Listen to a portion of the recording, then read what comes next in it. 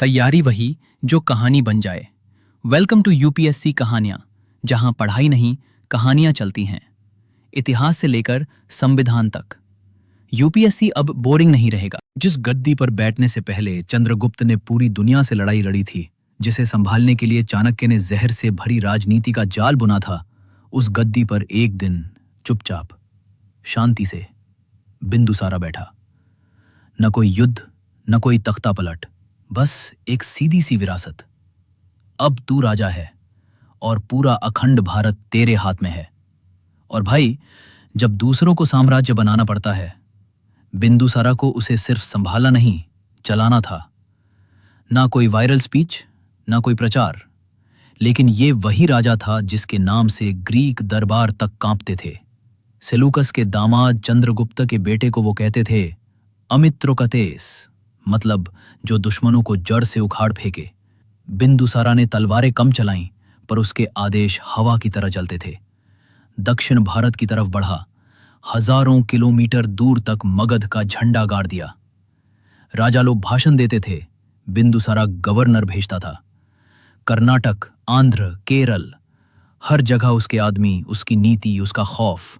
और सबसे मजेदार बात, वो दिखता नहीं था, वो चिल्लाता नहीं था, पर उसकी मौजूदगी हड्डियों में महसूस होती थी।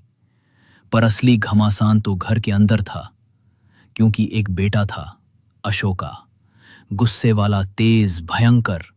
बाप को डर था, अगर इसे अभी से ताकत मिल गई तो कहीं एम्पायर को ही ना निगल जाए। तो बिंदुसारा ने उसे भेज दिया तक्षशिला, बगावत से भरे इलाके में।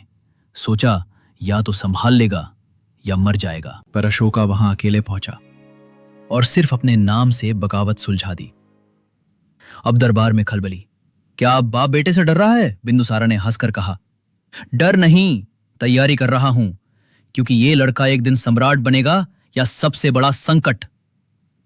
लेकिन नियति को जो मंजूर था वो हुआ। बिंदुसारा बीमार पड़ा और एक सुबह बिना किसी युद्ध, बिना किसी हलचल के चुपचाप दुनिया से चला गया।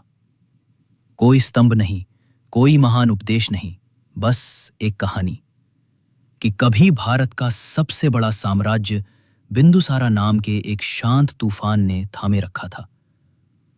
इतिहास उसे चुपचाप छोड़ गया। पर सच ये है, अगर बिंदुसारा ना होता तो अशोका कभी महान नहीं बनता और मौर्य एम्पायर कभी 137 साल ना टिकता।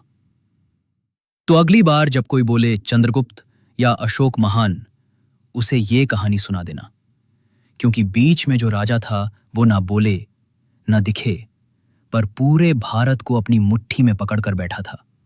नाम था बिंदुसारा। अगर आपको ये कहानी पसंद आई हो तो सब्सक्राइब जरूर करें, क्योंकि यहां पढ़ाई नहीं कहानियां चलती हैं।